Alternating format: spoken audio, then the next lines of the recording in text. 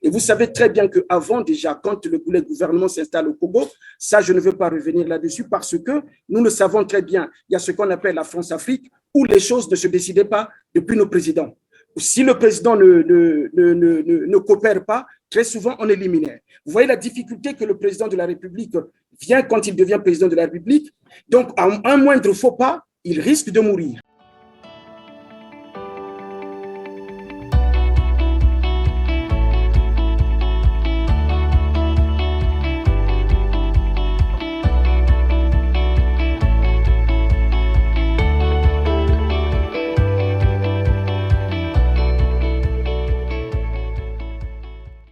Bonjour, bonsoir. Mesdames, Mesdemoiselles et Messieurs, fidèles téléspectateurs, merci d'être encore avec nous sur TELAR TV. Aujourd'hui, je reçois M. Magloire Monton, président du mouvement de la réussite. Bonjour M. Monton et bienvenue sur notre plateau. Merci. Je vous en prie, M. Monton, et merci de votre disponibilité. Mesdames, Mesdemoiselles et Messieurs, chers téléspectateurs, si vous nous rejoignez pour la première fois sur TELAR TV, soyez également les bienvenus. En tout cas, vous avez fait le bon choix. Vous êtes dans l'émission Droit de savoir. Moi, c'est Christian Perrin. Alors, Monsieur Magloire Monton, je disais que vous êtes président du Mouvement de la Réussite, un parti qui existe depuis 1997. Donc, à ce jour, 25 ans d'existence, c'est quand même beaucoup. Mais curieusement, vous n'êtes ni à gauche, ni à droite, ni au centre. Au Congo, on dirait vous êtes ni de l'opposition, ni de la mouvance présidentielle, ni au centre. C'est quoi finalement votre philosophie politique? Je suis adepte de la troisième voie. Pour faire simple, c'est qu'au commencement, c'était la religion. C'est-à-dire qu'on croyait la croyance à diverses divinités. Donc, c'était ça au commencement. Et après, cette croyance-là, les gens trouvaient que c'était bien pour gérer les nations, gérer leur pays. Et c'est ce que nous appelons la première voie. C'est ce que Dieu avait créé au commencement. C'était comme ça. Il y avait la première voie, donc la première voie qui gérait les États en croyant à diverses divinités. Et donc, après cela, la première voie plutôt, excusez-moi, c'est ce qu'on appelle la voie des ténèbres, ça veut dire l'autocratie. L'autocratie. Et après cela, Abraham est arrivé, Abraham nous a apporté la deuxième voie. Et la deuxième voie, c'est la voie de la lumière, la voie de la lumière que nous appelons plus précisément la démocratie. Donc, la politique des hommes, des peuples. Et la première voie, c'est la politique des hommes. Et la deuxième voie, la politique des peuples. Et après est arrivé le Seigneur Jésus-Christ qui nous a donné la troisième voie, qui est la voie de la vérité, la politique de la vérité ou la politique de l'amour du prochain. Oui, mais Monsieur Monton, apparemment, vous êtes en train de nous parler religion ou politique? Non. Quel domaine là? Voilà, excusez-moi. Je vous fais tout simplement l'historique de l'évolution du monde. Donc, il y avait d'abord, quand le monde, au commencement du monde, il y avait tout simplement, au commencement, il y avait la religion. Et après la religion, ça veut dire la religion dont je vous parle de la religion, la croyance aux divinités pour gérer les nations. Et cette politique-là, de croire aux divinités pour gérer la nation, c'est cette politique que nous appelons la première voie, c'est-à-dire l'autocratie ou bien le pouvoir de l'homme. Et après, quand Abraham est arrivé, il y a eu la deuxième voie. La deuxième voie. Oui, mais vous êtes aligné sur quelle voie? Parce que c'est ça. C'est ce que j'arrive. Oui, parce que nous sommes tenus par le temps. Le temps est compté. Bien sûr, si on peut aller beaucoup plus vite, ce serait mieux. Il y a eu la deuxième voie. Et la deuxième voie qu'Abraham a apportée, c'est la politique des hommes. Nous avons donc la démocratie. Et après arrive Jésus-Christ qui nous a apporté la troisième voie, la politique de la vérité, qui est la politique de l'amour du prochain. Donc, quand il y a eu séparation de l'Église avec la politique, et là maintenant vous avez eu les dogmes, différents dogmes que nous appelons la gauche, la droite et tout ce que vous voulez, les démocrates et autres. Maintenant, libre à nous de faire le choix aujourd'hui. Oui, vous êtes dans quelle voie? Vous êtes situé sur quelle voie? La troisième voie, la voie de l'amour du prochain. La voie de l'amour du prochain, je ne comprends rien du tout. Ça veut dire quoi exactement? C'est un principe, l'amour du prochain est prêché partout, dans toutes les religions, partout dans le monde, on parle de l'amour du prochain. Quelle particularité y a-t-il dans l'amour du prochain? selon votre doctrine à vous? Ben, vous savez la particularité de l'amour du prochain. L'amour du prochain est un vaste projet de société. Un vaste projet de société, le meilleur même, s'il faut le dire. Donc, dans l'amour du prochain, on pense le bien de l'autre. On pense le bien de l'autre. On ne pense pas qu'à soi. C'est cette politique que le Créateur, Jésus-Christ, nous a laissé pour gérer le monde. Et quand il y a eu ces si j'ai bien compris, M. Monton, votre parti est aligné sur la voie de Jésus-Christ, c'est cela? Sur la voie de Jésus-Christ. Ça veut dire que et à ce moment-là, vous pensez à l'adhésion du peuple congolais qui doit vous suivre dans Jésus-Christ, c'est cela? Exactement.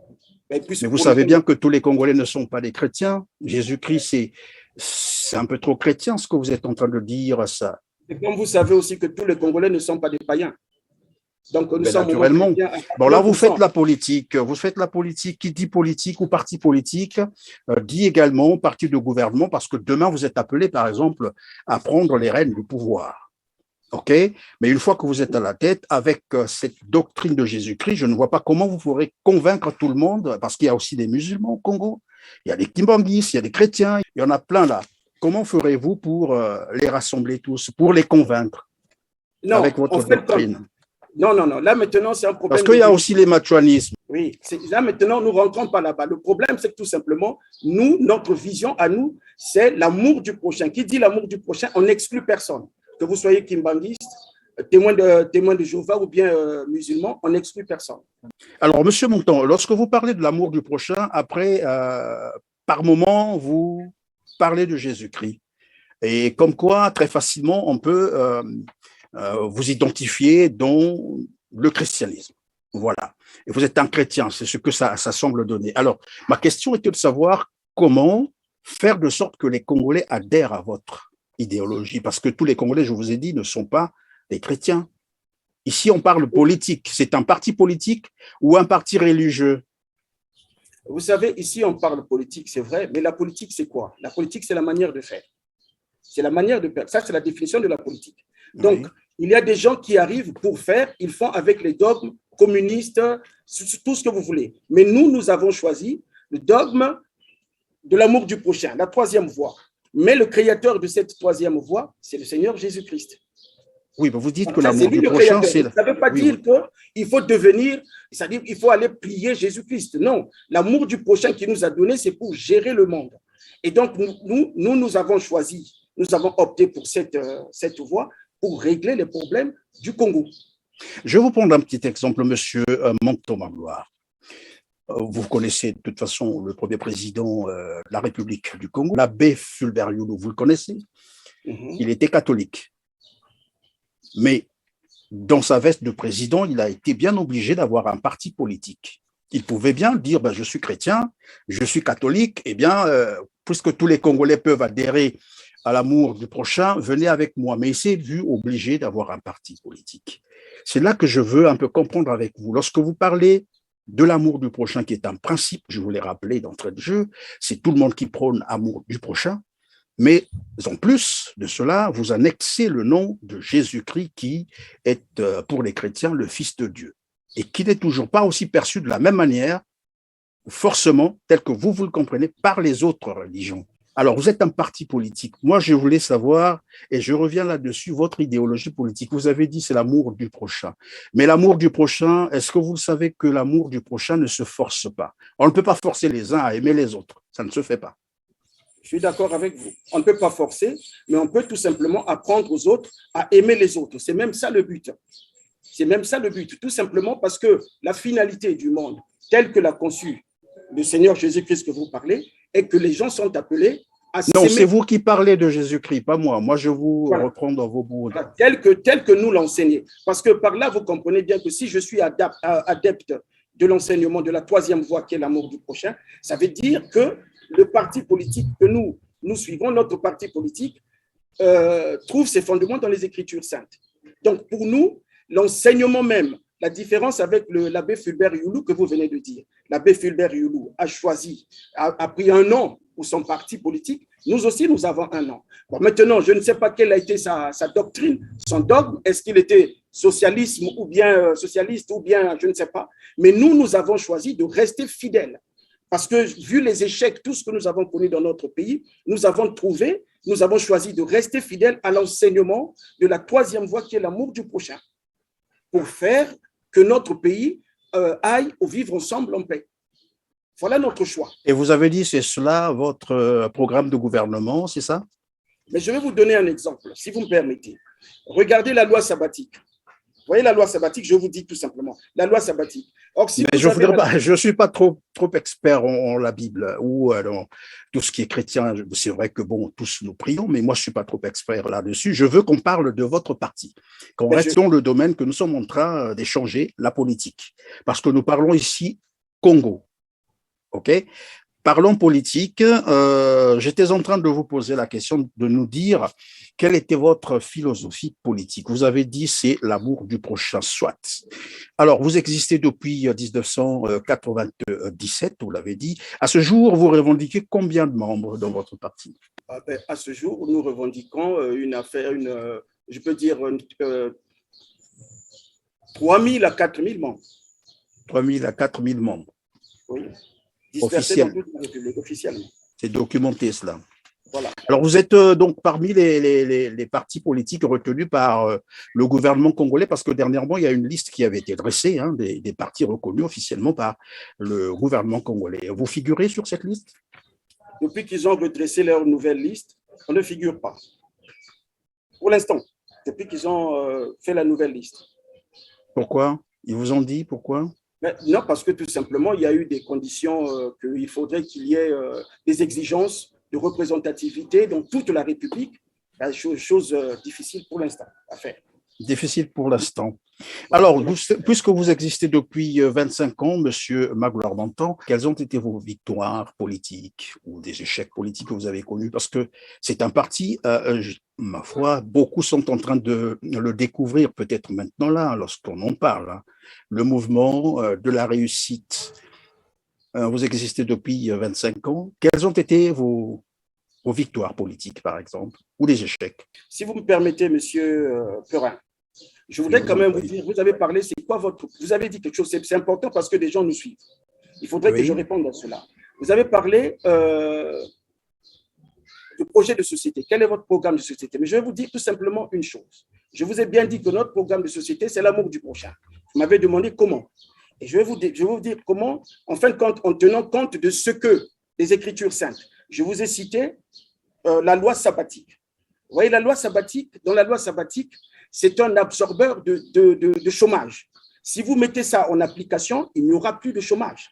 Plus de chômage. Elle dit quoi? Elle est fondée sur quoi exactement? Elle est fondée sur, vous avez 6 jours de travail, le 7e jour de repos. Mais or, la profondeur de cette loi-là, ça nous dit tout simplement que tout individu, toute personne doit travailler 6 heures par jour, pas plus. Parce qu'au jour d'aujourd'hui, les gens travaillent comme des animaux. Nous devons travailler que 6 heures par jour. Or, si vous voyez, je vous ai amené quelques calculs là-dessus. Si une personne travaille 30 jours, travaille dans le mois, la personne va travailler 30 jours avec 27 jours de repos, avec la loi sabbatique. Mais pour un même poste, vous avez 6 personnes au même poste, puisque les gens ne travailleront que 6 heures. 6 heures, donc ça veut dire par individu, vous avez 30 jours avec 27 jours de repos. Et vous voyez, dans l'année, si vous travaillez dans l'année, ça vous fait combien?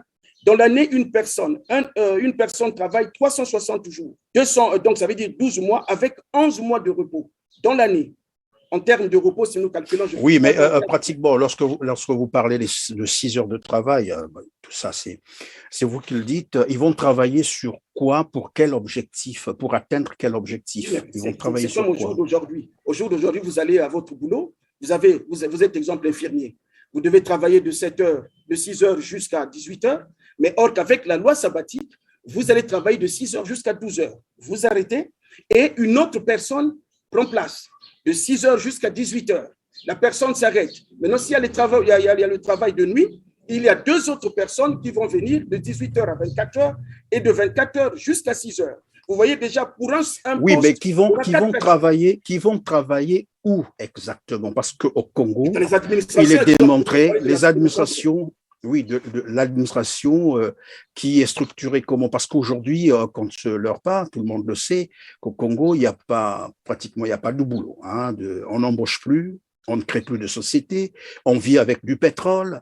C'est là que je vous attends, en fait. Je veux comprendre avec vous que prévoit votre programme à vous pour relever Oui, le Congo. Est-ce qu'on peut avoir les chiffres là-dessus, par mais exemple? au jour d'aujourd'hui, permettez que je vous dise tout simplement une chose. Nous avons élaboré, ça aussi les Congolais doivent le savoir, nous avons élaboré un travail inouï et inédit, mais sous le regard, je dis bien, sous la vigilance partielle du chef de l'État. On a élaboré un travail et, cerise sur le gâteau, le président de la République, de ce travail que nous avons élaboré, a fait la part belle aux Congolais en concevant son projet de société. Le projet de société que vous avez.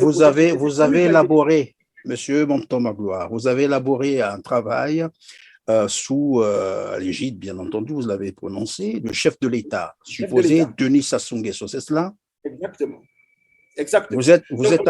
Mais vous êtes un parti politique, vous n'êtes ni à gauche ni à droite, en fait, j'allais dire, ni de la mouvance présidentielle, ni à l'opposition, ni au centre, et vous faites un travail, et ce travail est coordonné par le chef de l'État actuel. Non, Comment vous expliquez cela? je vous ai dit, le travail est coordonné partiellement. Le travail est coordonné partiellement par le chef de l'État. Oui, totalement ou partiellement. Moi, Pourquoi lui doit coordonner votre travail? oui, mais je vous explique. Vous comprenez bien que le président de la République, en tant que, parce qu'il faut voir aussi nos origines. Nous sommes des Bantous. Ça veut dire quoi Bantous? Ça, je ne vais pas rentrer là-dessus. Nous sommes des Bantous. Et le président de la République a compris que notre religion Bantou, c'est l'amour du prochain. Et donc, il a compris exactement que dans notre pays, parce qu'à un certain moment, il voulait même fonder l'éléphant. Oui, mais le président de la République dont vous parlez, Denis Sassou Nguesso, a son parti. Il est le président du Parti congolais du travail. Comment, dans le même temps, il participe, c'est-à-dire il coordonne le travail qui est le vôtre, de votre programme? Oui, c'est ce que je vous dis tout simplement. Ce n'est pas le travail de notre programme. Nous, tout simplement, nous avons fait un rapprochement. On a fait un rapprochement envers le président de la République qui nous a répondu positivement. Et la dernière fois même, j'ai eu à vous dire qu'il y a eu le doyen qui nous représente, le président Kifusia, qui est allé à la rencontre du président Sassou. Et ils ont discuté pour le vivre ensemble en paix. Et le président de la République, adepte de ce vivre ensemble en paix, je sais que vous allez poser beaucoup de questions après. Pas forcément, allez-y. Voilà, le président adepte de ce vivre ensemble en paix nous a donné sa bénédiction, aller travailler. Mais je dis bien à titre partiel. Et donc, chemin faisant, nous avons fait ce travail. Nous y sommes arrivés. Nous sommes arrivés quand même, au bout de compte, avec difficulté certes, mais nous sommes arrivés. Et donc, le président de la République, au jour d'aujourd'hui, nous attendons tout simplement, s'il plaît à Dieu, d'ici peu, peut-être les Congolais vont commencer à chanter la joie de la fin des souffrances au Congo. Donc, voilà notre travail. Le président de la République, vous avez dit, il a compris que l'amour du prochain. Vous avez dit d'ici là, les Congolais vont chanter et la fin des souffrances. C'est ce que vous avez dit, les souffrances. Quand vous parlez des souffrances, à quoi faites-vous allusion? Quand je parle de souffrance, je fais allusion au quotidien des Congolais. Exemple, vous avez des pénuries d'eau, vous avez, il n'y a pas d'électricité, vous avez le manque d'infrastructures, vous avez l'inexistence du système social, vous avez beaucoup de choses. Les Congolais qui ne mangent plus à leur faim, qui ne mangent qu'une fois par jour, les écoles qui n'existent plus, la santé qui est détériorée. Mais qui est responsable au fait de tout cela? Qui est responsable de cela? C'est nous tous. Tous les Congolais, nous sommes responsables de cela. Non, vous qui travaillez avec le président actuel, parce qu'il est là depuis 30 ans, je ne sais pas, depuis 40 ans. Donc, vous êtes responsable, pas les autres. Vous savez que vous pouvez être un bon manager, mais si vous avez autour de vous des gens qui ne sont pas corrects, vous ne pouvez rien faire. Voilà le que fait le manager quand ça ne marche pas autour de lui? Il vire les gens, il change, oui, n'est-ce pas? Il change de stratégie. Oui, mais non, vous oubliez une chose. D'où vient le Congo? Nous avons une histoire de colonisation. Non, restons d'abord sur le management. Vous avez dit, il y a un manager, qu'est-ce qu'il fait? Quand ça ne marche pas, qu'est-ce qu'il fait le manager? Il change de stratégie. Le président avec qui vous travaillez, vous collaborez, il est là depuis pratiquement 40 ans. Voilà pourquoi je vous posais la question de savoir qui est donc responsable du malheur actuel des Congolais. Bien, vous avez dit que fait le manager. C'est ce qu'a fait et c'est ce qu'est en train de faire le président de la République. Il a trouvé que depuis, avec ses expériences, le nombre d'années, les années qu'il dirige le pays, il a compris que tout ne marchait pas. Autour de lui, il y avait toujours des vautours. Qu'est-ce qu'il a fait maintenant? Il a changé maintenant d'équipe. Il s'est dit, je vais travailler, avec difficulté ou pas, je vais travailler maintenant avec ces gens qui prennent l'amour du prochain, qui prennent les vertus de l'amour du prochain. Je vais travailler avec eux, mais je vais voir. Et il nous a confié un travail de vivre ensemble, et chemin faisant, on a fait ce travail-là. Et moi, je suis un peu perdu, monsieur Montan Magloire. Le président de la République dont vous faites état, monsieur Denis Sassou Nguesso, a un gouvernement. Je vous ai dit qu'il est là depuis 40 ans. Quand il est arrivé, je ne veux pas faire son procès, tout le monde a vu comment il a géré le pays de main de fer et il n'a pas de raison à avancer parce qu'il a eu tout ce qu'il fallait, de l'argent, beaucoup d'argent. On parle aujourd'hui d'ailleurs de 14 000 milliards. C'est quand même 7 ans ou 9 ans de budget du Congo. 14 000 milliards dilapidés comme ça, personne n'est inquiété, personne n'est interpellé. Donc, le premier responsable, c'est bien M. Denis Sassou Nguesso. 2, nous savons qu'aujourd'hui, le système éducatif est à terre, le système scolaire est à terre, les Congolais ne mangent plus à leur faim, nous l'avons dit tout à l'heure, on l'a rappelé, c'est même difficile d'avoir un repas, il n'y a pas d'électricité correcte, en fait, c'est des délestages, difficulté d'accès à l'eau potable. Tout cela, c'est sous son mandat. Et curieusement, vous créez un parti pour tenter d'améliorer les choses, et la personne que vous avez trouvée avec qui collaborer, c'est bien Denis Sassou Nguesso, donc le responsable du malheur des Congolais. Que pensez-vous de ceux qui disent on ne trouve pas les solutions avec ceux qui ont créé les problèmes? Ces gens-là, ils ont raison. Mais permettez que je vous avez parlé, vous avez posé la question, j'ai bien compris votre question. Mais ça mérite que je prenne aussi un petit bout de temps dans le temps que... Je vous en prie, vous avez le temps. Je vais répondre à cela. Vous savez, l'histoire du Congo ne commence pas par M. Denis Sassou Nguesso. Ça ne commence pas par M. Denis Sassou Nguesso. Le Congo a commencé bien avant 1960. Oui, mais l'État, c'est une continuité, M. Montan Magloire, on doit vous le rappeler. Non, j'arrive. Donc, M. Sassou Nguesso est comme nous autres héritiers de ce Congo qu'il est venu trouver.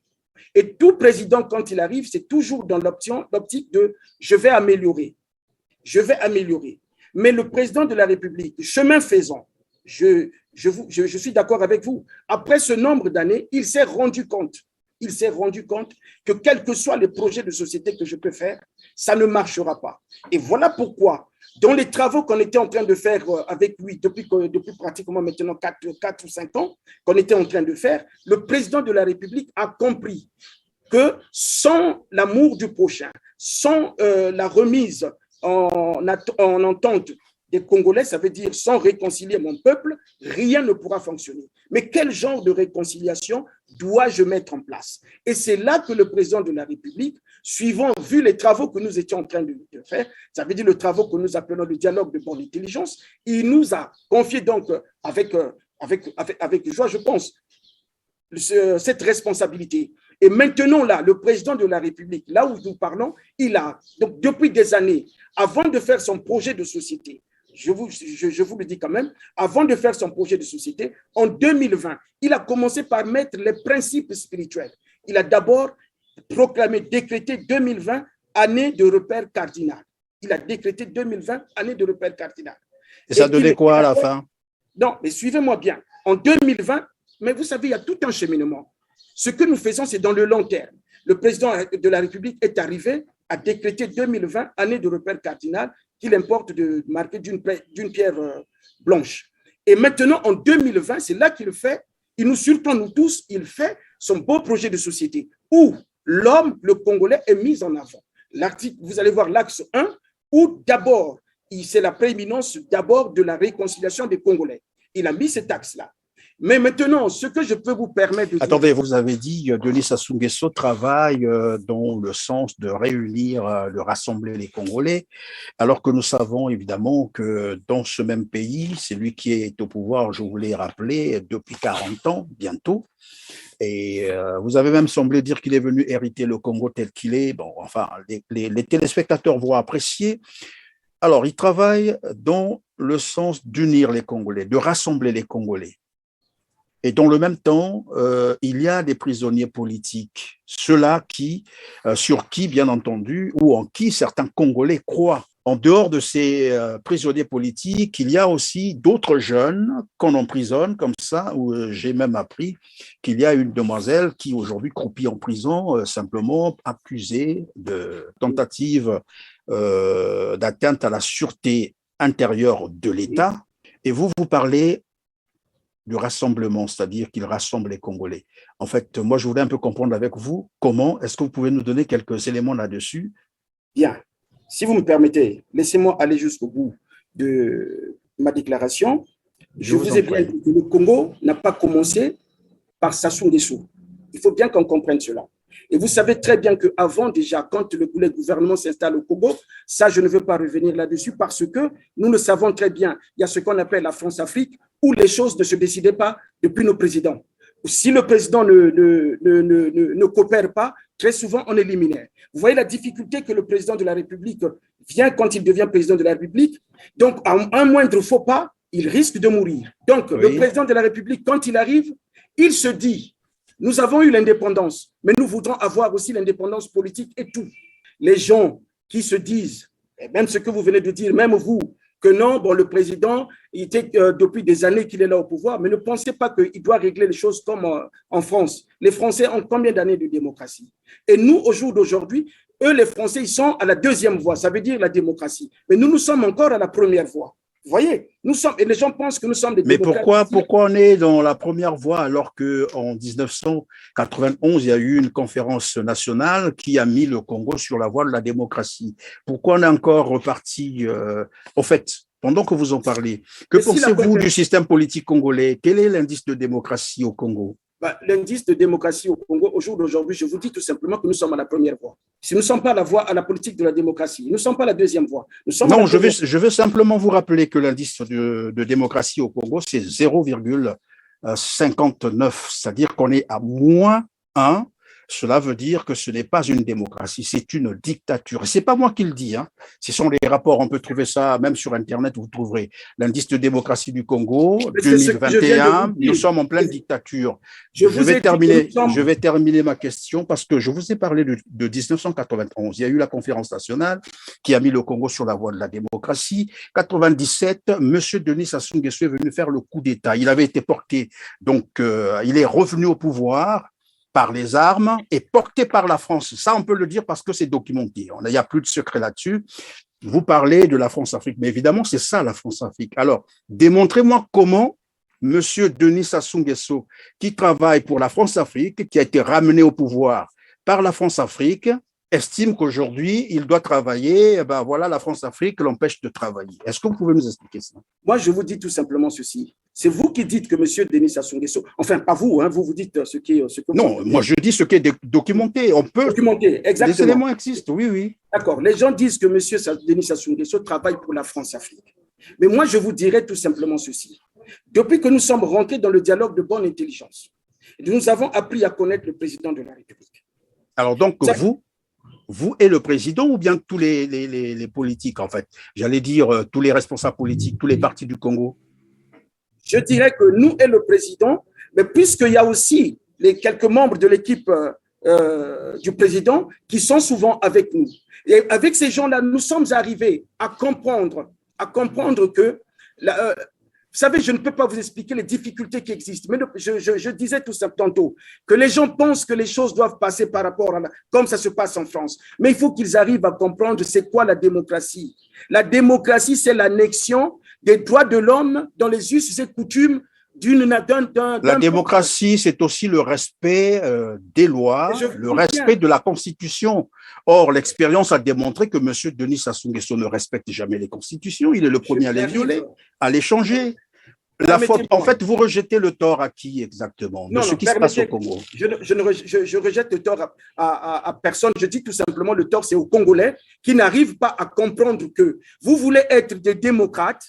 Vous devez d'abord chercher à comprendre qui vous êtes, quels sont vos us et coutumes, et si vous voulez être des démocrates, vous devez prendre les droits de l'homme l'annexer dans vos us et coutumes. Ça, c'est le travail qui doit se faire. Et c'est ce que le président a compris qu'il est en train de nous permettre, par le dialogue de bonne intelligence, de faire maintenant. C'est ce que nous allons faire. Ça prendra le temps que ça prendra, mais au moins, il y a un départ, il y a un début pour tous. Si les anciens n'avaient pas compris ça hier, ce n'est pas de leur faute. Parce que vous savez que c'est difficile de comprendre certaines choses avec la chicotte, quelque part, que nous avons appelée France-Afrique.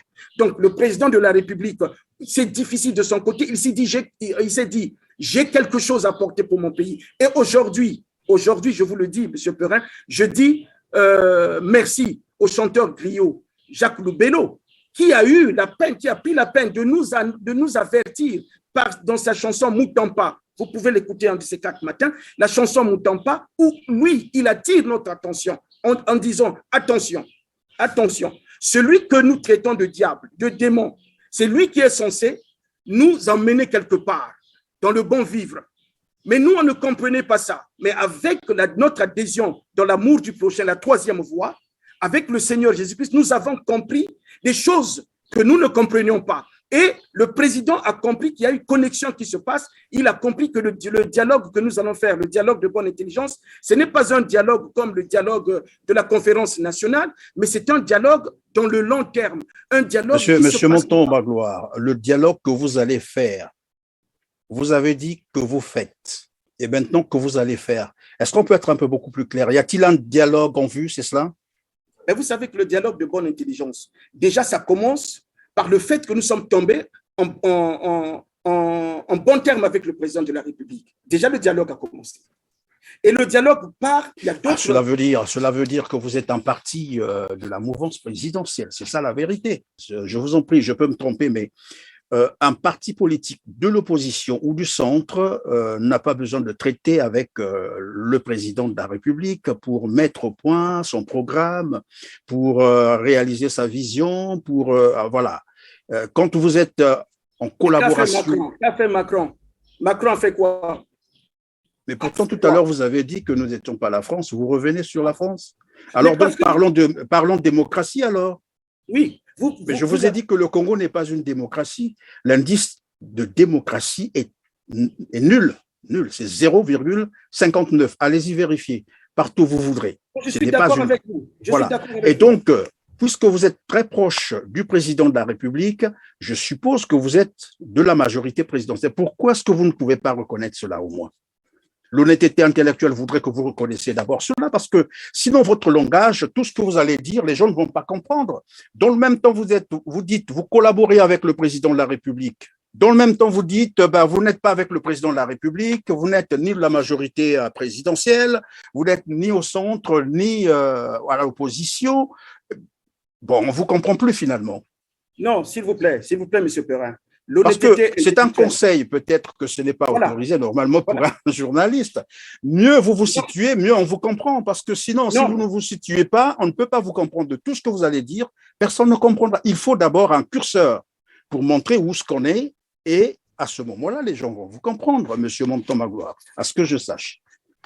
L'honnêteté intellectuelle que vous venez de parler, l'honnêteté intellectuelle, quand on se déclare d'une mouvance donnée, vous avez signé des documents. Vous êtes d'accord avec moi? C'est que vous avez signé des documents. Mais qu'est-ce qui vous met en collaboration avec Denis Sassou Nguesso? Mais ce qui nous met en collaboration avec le président Denis Sassou Nguesso plutôt, excusez-moi, ce sont les us et coutumes du Congo, la tradition bantou. C'est ça que vous négligez la tradition. Et comment vous pouvez nous parler de tradition, de la tradition bantou, des us et coutumes, alors que le Congo a une constitution? Qu'est-ce que vous êtes en train de nous apprendre là? Donc, les us et coutumes ont pris le dessus sur la constitution. Le Congo n'est plus une nation. C'est ce qu'on apprend avec vous, n'est-ce pas? Bon, je vais vous répondre sur la constitution. Vous dites que le Congo a une constitution. Oui. J'avoue, il faut bien s'il veut bien danser dans le concert. Oui, mais parce que vous agissez par rapport aux us et coutumes, comme vous l'avez dit là, par rapport à nos traditions. Alors, je vous rappelle que nous avons une constitution et je vous ai dit la démocratie, c'est le respect des lois, c'est le respect de la constitution. En dehors de cela, c'est comme qui dirait, je ne sais même pas comment qualifier ça. Tout ce qui sort de la constitution, qui sort de la loi, excusez-moi, entre guillemets, c'est de l'anarchie. Bien, mais permettez que je vous réponde. Vous avez vu du côté européen, ça paraît simple, c'est des réponses qu'on doit donner rapidement. Mais vu du côté congolais, je vous dis tout simplement que vous parlez de la Constitution. Déjà, hein, l'honnêteté intellectuelle nous dit que c'est quoi la Constitution. La Constitution le plus simplement possible. Il faut que nous en arrivions à définir la Constitution le plus simplement, si nous sommes des intellectuels, vraiment. Ouais, c'est quoi pour vous la Constitution? Voilà. C'est quoi? La Constitution, c'est l'acte fondamental. À quoi sert-il? J'arrive. La Constitution, c'est l'acte fondamental proposé et corrigé progressivement par le peuple pour régir sa nation. Vous voyez? Donc, c'est l'acte fondamental proposé et corrigé progressivement par le peuple pour régir sa nation. Or que la Constitution nationale, que toutes nos constitutions nationales, je dis bien, toutes nos constitutions nationales, passées comme aujourd'hui, le peuple n'a jamais été associé. Vous voyez bien, si nous voulons rester intellectuellement, l'honnêteté intellectuelle. Alors donc, ce sont des constitutions qu'on a imposées à la population, c'est cela? Mais ce sont des constitutions tout simplement pour danser dans la cour, dans le concert des nations, pour être en règle avec le concert des nations. Vous voyez, Monsieur Magloire-Monton, est-ce que vous êtes en train de mesurer la portée de ce que vous êtes en train de dire quand vous dites que la Constitution au Congo, c'est juste pour figurer dans le concert des nations, c'est-à-dire la Constitution est là au Congo juste pour plaire à l'extérieur. Ça n'a pas d'importance pour les Congolais. C'est-à-dire, c'est un texte qu'on peut ou ne pas respecter. Tout ce qui compte est qu'on a une Constitution pourvu qu'à l'extérieur, les gens sachent que le Congo a une Constitution. Est-ce que vous mesurez la portée de ce que vous êtes en train de dire? Je mesure bien la portée de ce que je dis et je le répète. Vous l'assumez en plus? Je l'assume. Le président de la République, si vous voyez très bien, c'est un bon tout. Il est congolais avec nos traditions et nos coutumes. Lui, il ne veut pas s'extraire, c'est notre identité.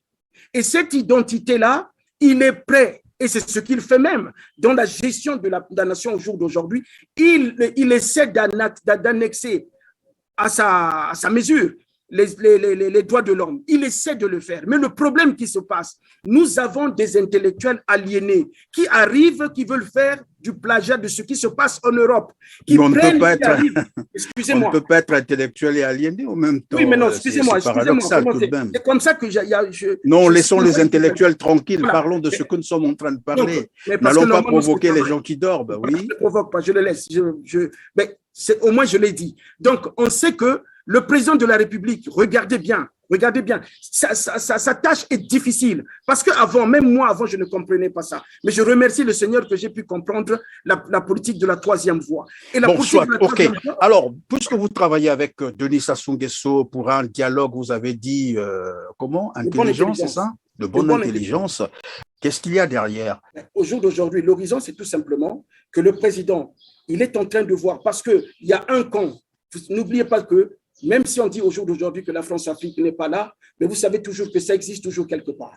Donc, le président de la République est en train de mettre… Monsieur Magloire, puisque vous insistez sur la France-Afrique est un système. Il n'y a jamais un système sans les hommes. Un système est animé par les hommes. Et parmi ceux qui animent ce système de France-Afrique, je vous ai rappelé Monsieur Denis Sassou Nguesso. Vous pouvez l'admettre ou non, mais c'est clair et c'est documenté. Ça, on peut le démontrer. D'accord? D'accord. On ne peut pas servir, encore que vous parlez de la Bible, on ne peut pas servir deux maîtres. Ou on est de la France-Afrique ou on n'est pas de la France-Afrique. On ne peut pas être dans la France-Afrique pour dire moi, je ne veux pas de la France-Afrique. Il faut que ça soit clair. Voilà pourquoi je vous dis, nous sommes suivis à travers le monde et il faut qu'on soit un peu beaucoup plus clair dans ce que l'on est en train de dire pour qu'il n'y ait pas trop d'ambiguïté. D'accord? Vous dites que monsieur, parce que moi c'est ce que j'ai semblé comprendre, monsieur Sassou Nguesso veut bien travailler, mais il est empêché par la France-Afrique. C'est ce que je semble comprendre dans vos propos, dans vos réponses. Non, je vous dis ceci. Monsieur Alors il veut se débarrasser de la France-Afrique, c'est cela? Non. Monsieur Denis Sassou Nguesso veut travailler, mais il est en train de faire ce que je vous ai appelé, je vous ai dit, la tri-réconciliation. Il est en train de tout faire pour mettre tous les camps d'accord. Ça veut dire la France-Afrique, l'international, ça veut dire là où les décisions sont prises, vous savez même que les prix de nos barils et tout ça là, c'est pas géré depuis le Congo. Donc, il veut mettre tous les gens d'accord, mais c'est pas chose facile. C'est difficile, mais au jour d'aujourd'hui, je pense qu'il a une arme avec lui. Vous avez dit qu'on ne peut pas servir 2 maîtres à la fois. Je suis tout à fait d'accord avec vous, mais il faut faire extrêmement attention. Vous voyez, la troisième voie, par contre, nous a appris que le bien et le mal font partie d'un même fruit. Donc, il faut avoir la sagesse de savoir doser le bien et le mal. Et c'est ce que le président de la République est en train de faire. Mais avant qu'il le faisait, il n'y avait pas du répondant à ses côtés. Mais au jour d'aujourd'hui, il a les gens de la troisième voie qui comprennent cela et qui comprennent. Et donc, le projet, c'est quoi? Dans ce que vous êtes en train de travailler ensemble avec Denis Sassou Nguesso, le projet, c'est quoi et c'est pour quand? Le projet, c'est quoi? Je peux vous dire tout simplement que le projet, c'est premièrement remettre les Congolais en bonne entente. S'asseoir sur une table. Oui. C'est ça? Non, pas s'asseoir sur une table. C'est pour ça que je vous ai dit. Un dialogue inclusif, une conférence nationale? Ce n'est pas ce dialogue-là, ce n'est pas ce dialogue où les gens, parce qu'il faut d'abord, nous, on a diagnostiqué le problème. Ça veut dire que le problème qui se passe au Congo, c'est les administrés qui sont divorcés avec les administrateurs. Voilà le grand problème. Donc, c'est là qu'il y a divorce. Il faut qu'on essaie de réconcilier les Congolais avec les politiques. Ça, c'est ce que doit traiter le dialogue de bonne intelligence. Mais il faut qu'on puisse mettre en place… Et ce dialogue se limite entre vous et Denis Sassou Nguesso, ou entre vous avec le PCT, c'est cela? Mais vous savez, quand on commence quelque chose, il y a d'abord les gens qui préparent la sauce. Quand vous arrivez au restaurant, il y a le maître cuisinier, les commis et tout ça là qui travaillent dans la cuisine. Or, donc, c'est ça que nous sommes en train de faire. Souffler que ça… Mais je vous ai dit que ça… En un mot, s'il vous plaît, monsieur Magloire-Montan, est-ce que vous pouvez nous dire le plus clairement possible, c'est quoi ce que vous êtes en train de préparer? Qu'est-ce que vous voulez nous passer comme message? Y a-t-il un dialogue en vue? C'est cela? Il y a un dialogue de bonne intelligence. Quelle que soit la qualification, y a-t-il un dialogue? Il y a un dialogue qui est en vue, mais un dialogue à la congolaise, s'il faut le dire. Il y a ce dialogue qui est en vue. Et je prie Dieu que le président reste toujours en vie, parce que il est le président au jour d'aujourd'hui qui a compris ce système. Même moi, vous savez que je vous dis, nous tous, on cherche à devenir peut-être président ou quoi, mais je vous dis aujourd'hui… Non, pas forcément. Tout le monde ne veut pas être président pour vivre. Voilà, c'est pas ce que je dis, mais ce n'est pas l'option. Ce que nous cherchons, nous visons, c'est que les Congolais soient bien, que les Congolais vivent ensemble en paix. Et ça, le président de la République est en train de travailler là-dessus. Il est en train de travailler. Mais c'est difficile pour coopter tout le monde et que les gens, d'abord, il y a la faim. Vous savez, il y a le syndrome de vie pauvre qui nous attaque ici, là. Les gens, le syndrome de violence pour vivre. Il y a toutes ces choses-là que la colonisation nous a inculquées. Il y a beaucoup de… Alors, mais si jamais M. Denis Sassou Nguesso était pour que le Congo sorte de là où il se trouve aujourd'hui, on n'a pas besoin encore de revenir là-dessus. Tout le monde connaît les mots pour lesquels le Congo souffre aujourd'hui. D'accord? Tout est au rouge, hein, tous les indicateurs sont au rouge. Et c'est vérifiable, d'accord? Alors, si vraiment il voulait que le Congo soit sauvé de là où il est aujourd'hui, pourquoi ne démissionnerait-il pas? Pour laisser la chance à ceux qui sont capables de conduire le pays, pour donner au moins une seconde chance, comme on dit, au Congo-Brazzaville. Est-ce que vous ne pouvez pas le lui transmettre au lieu de bricoler? Parce que vous parlez d'un dialogue d'intelligence ou de bonne intelligence. Monsieur Monton Magloire, devrais-je vous rappeler qu'il y a eu un dialogue à Sibiti, à Dolisie, à Rwando, à Oyo, à Ouesso. Il n'y en a que trop de dialogues. Et au bout du compte, on revient au même point, on tourne rond.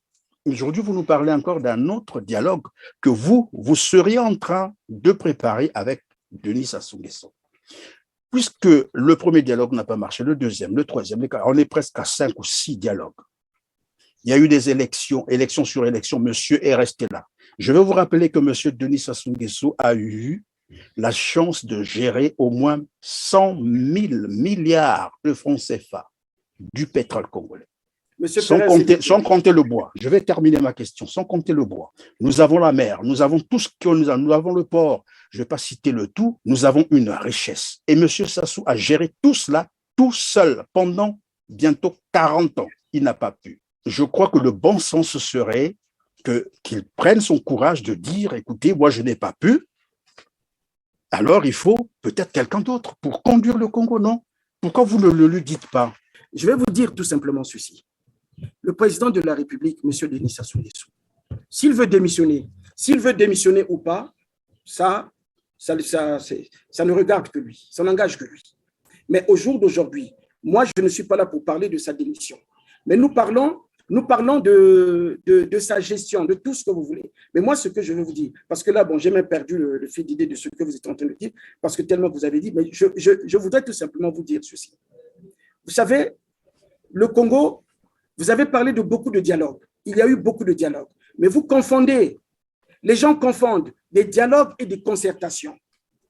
Tout ce que vous avez cité là, ce sont des concertations politiques en vue des élections. Ça, ce sont des concertations politiques.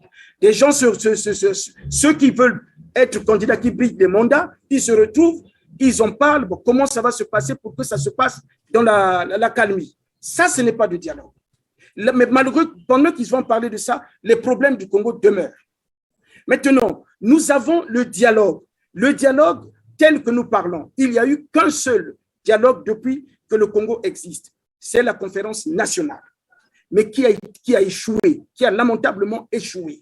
Parce qu'ils n'ont pas traité, ils n'ont pas traité comme il se devait les problèmes du Congo. Et nous avons vu là où ça nous a emmenés. La République a trahi. Regarde, même Mokoko qui est en prison, c'est eux qui étaient les pionniers, les acteurs, ceux qui ont fait qu'il y a eu la conférence nationale. Mokoko, avec le père son âme, le défunt, le général Damas Ngolo, et même aussi le colonel, le colonel Guegel. Ils ont tout fait pour convaincre le président de la République qu'il accepte ce dialogue.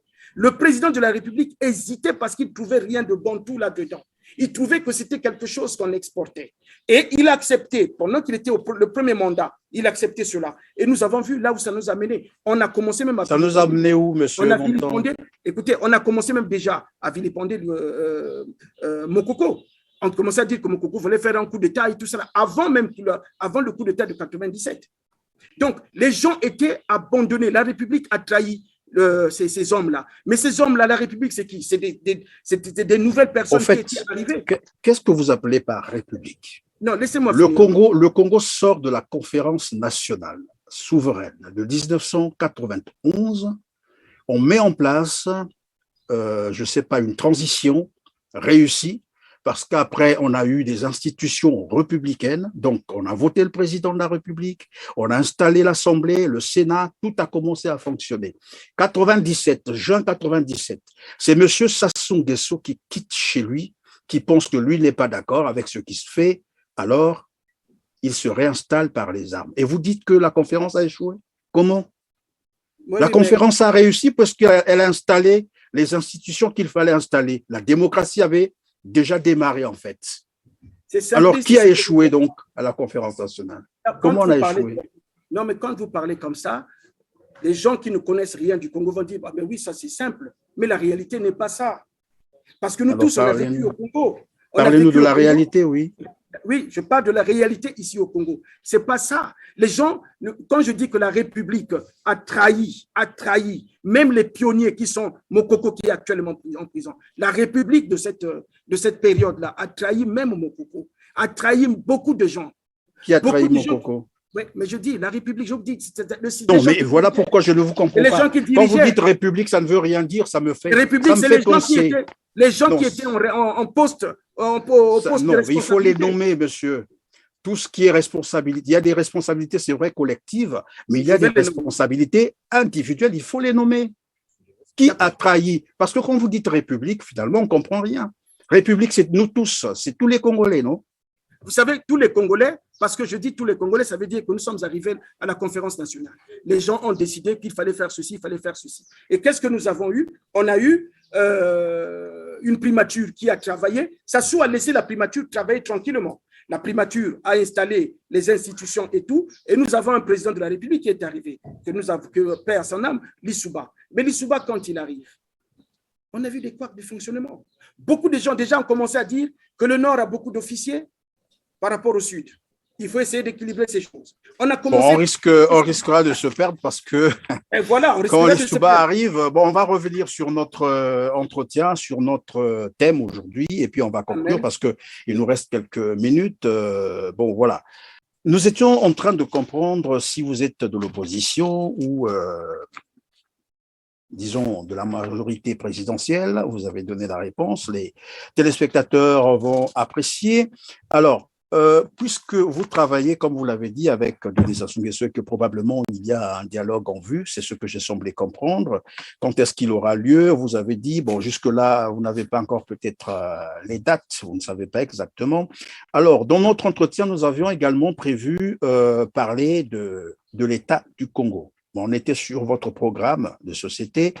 Bon, là encore, malheureusement, vous nous avez dit c'est l'amour du prochain. Donc, finalement, moi, personnellement, je n'ai pas bien saisi, hein, je n'ai pas bien saisi, peut-être que les autres ont compris, mais moi je n'ai pas bien saisi parce que je voulais quand même qu'on parle des chiffres. Qui dit programme de société dit chiffres. C'est par rapport à l'économie, le PIB, il faut qu'on parle de l'économie du Congo. Que faire, quoi faire, comment diversifier par exemple l'économie du Congo? Qu'est-ce que vous proposez pour sortir le Congo du gouffre où il se trouve aujourd'hui? J'espère que vous n'allez pas me dire encore que c'est l'amour du prochain. Je vais vous répondre à cela. Vous savez, tout ce que vous allez me raconter, les chiffres que vous allez parler, ce sont les Nations Unies qui vous les donnent, ou bien ce sont toujours les institutions étrangères qui vous les donnent. Mais ici, en tant qu'acteur politique, aucun acteur politique basé au Congo peut vous dire personne n'a accès aux chiffres réels de la République. Et pourquoi? Non, laissez-moi vous répondre. Sinon, on va encore sortir. Donc, il n'y a aucun. Si un homme politique arrive et vous dit, arrivait à vous dire que non, ici, voilà les chiffres, ça, ceci, c'est du n'importe quoi, c'est du mensonge. Parce que déjà, il y a des axes, il y a des endroits qu'on n'a pas accès. On n'a pas accès. Et vous savez même déjà que les archives ici, c'est pas, on ne va pas parler des archives. Donc, déjà, ces gens qui vous parlent de chiffres, si je commence à rentrer dans ce débat-là pour vous parler de chiffres, je deviens un menteur.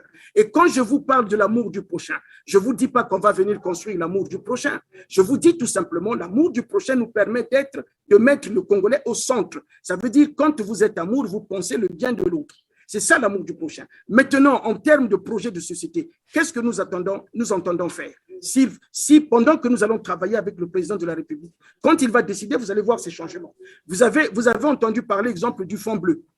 Vous avez entendu parler du fonds bleu. Mais en parlant du fonds bleu, au jour d'aujourd'hui, nous avons un projet de société de l'humidification du Congo. L'humidification du Congo, on va commencer par l'humidification de Brazzaville. Mais par ces constructions que nous allons faire, l'embellissement de la capitale jusqu'à l'humidification de la capitale, c'est un projet de société, mais que nous ne pouvons pas chiffrer parce que tout simplement, les chiffres ne nous sont pas... Vous pouvez expliquer à nos téléspectateurs ce que vous appelez par l'humidification? Ça veut dire, nous allons apporter l'eau dans Brazzaville, amener l'eau dans Brazzaville, et nous allons mettre en place des forêts. Il y a tout un plan qui est là et faire habiter, préparer, c'est-à-dire déloger des populations dans certains endroits pour essayer de revoir l'urbanisme de notre pays. On doit regarder. Mais du moment où vous n'avez pas les chiffres, vous n'avez rien comme chiffre, mais vous parlez quand même de l'humidification du Congo, d'apporter je ne sais quoi au Congo. Comment allez-vous faire alors que vous n'avez pas de chiffres? J'ai l'impression qu'on est dans la fiction, parce que tant qu'on ne parle pas des chiffres, rien n'est réel là. On a beau dire, je vais construire une villa, je vais construire, je ne sais pas, un temple ou un château, ça se dit facilement. Le problème, c'est qu'il faut maintenant construire. Mais pour construire, il faut bien avoir les chiffres, connaître la réalité, être concret. Hier, quand on parlait de la vision de la politique de la troisième voie, les gens disaient, oh ben non, c'est quoi, c'est tel que vous êtes en train de faire. Hier, quand on parlait de ça. Mais non, les gens maintenant ont vu, il y a la réalité qui est là, du moment où le président de la République s'est levé pour dire, il y a du bon tout là dans ce qu'ils sont en train de faire. Il y a la réalité du Congo. Monsieur Magloire, c'est vous qui avez vu, pas les Congolais. Parce que moi, j'apprends ça chez vous. Hein.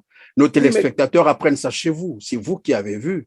Parce que même quand vous parlez de l'humidification, c'est encore là, je ne sais pas, un concept tout nouveau pour les Congolais, mais vous parlez de l'humidification. Je vous ai dit comment ça va se passer concrètement en termes de chiffres, qu'est-ce qu'on apporte, combien d'argent, lesquels vont travailler, quelle entreprise, qu'est-ce que vous allez faire, quel projet exactement. Dire humidification, c'est bien. Monsieur Perrin. Mais Monsieur quand Perrin. il n'y a pas les éléments factuels, on ne peut rien comprendre. Oui, c'est comme Perrin. quelqu'un qui dit Jésus reviendra, il viendra bientôt, il viendra bientôt, bientôt. Oui. Oui, il viendra bientôt, mais on ne sait jamais quand. Monsieur Perrin, si vous permettez, vu le temps qui m'est imparti, je vais vous dire tout simplement ceci, Monsieur Perrin. Regardez, vous dites que vous ne nous avez jamais entendus. Mais parce que tout simplement, il y a une difficulté ici pour avoir l'accès aux médias. Vous savez qu'en Europe, quand vous voulez avoir l'accès aux médias, moi je suis souvent en France aussi.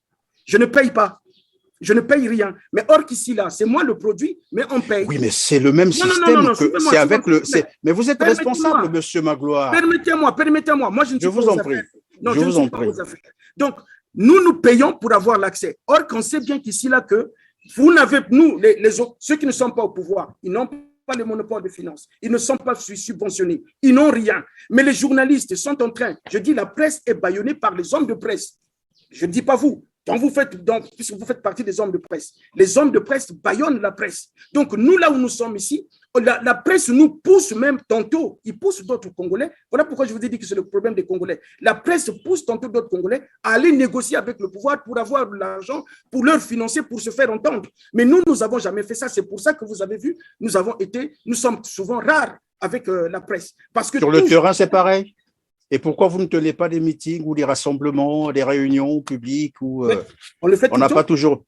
Mais regardez là, regardez le 5, le 9, samedi 9, nous allons rencontrer encore des gens au siège du MR. Le samedi 9, nous allons rencontrer les gens tout simplement pour parler de ce que nous sommes en train de faire. Nous allons réunir les gens afin que les gens accompagnent le projet de société du président de la République. On doit parler des avancées de tout. Ça, on va le faire. Mais si nous convoquons la presse, vous savez combien on nous demande? Et ça, on ne peut pas le faire. Parce qu'on n'a pas les moyens. Mais nous travaillons avec les moyens de bord. Mais en Europe, moi, en Europe, quand j'arrive, la presse, quand ils viennent tantôt de ma région, quand ils s'approchent de moi, je ne paye aucun centime.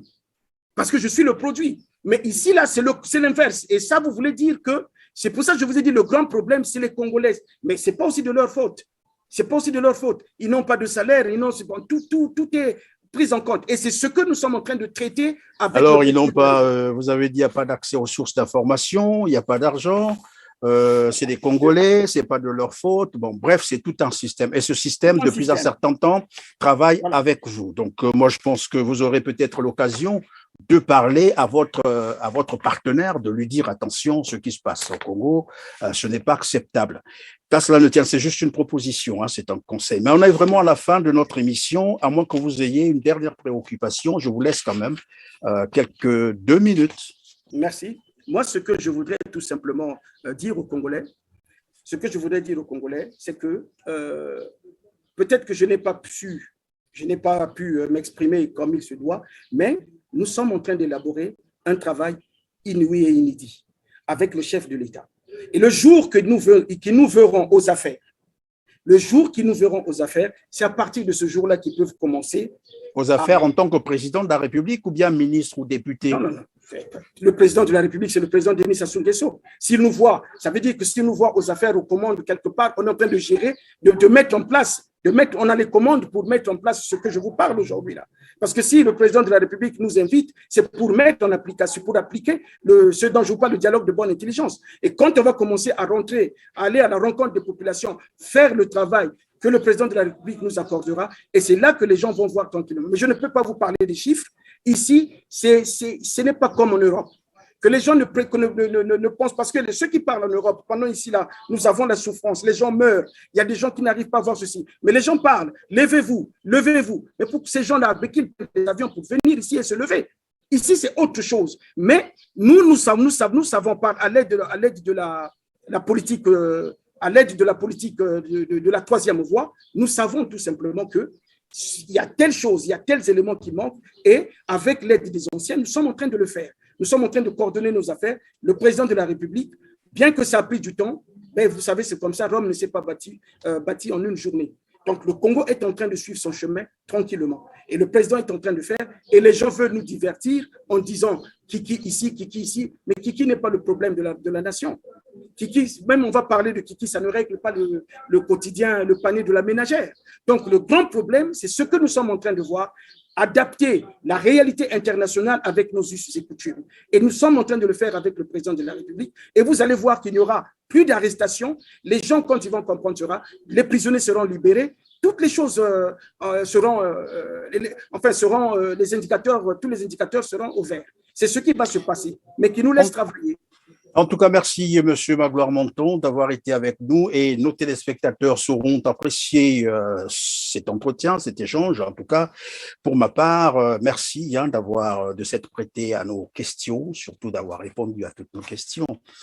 À vous aussi, chers téléspectateurs, merci de nous avoir accordé votre attention, d'avoir suivi votre émission, Droit de savoir, et comme à l'accoutumée, je ne cesserai de vous le rappeler, likez, partagez, et pour ceux qui nous ont rejoints pour la première fois, abonnez-vous pour ne rien manquer des programmes Télér TV.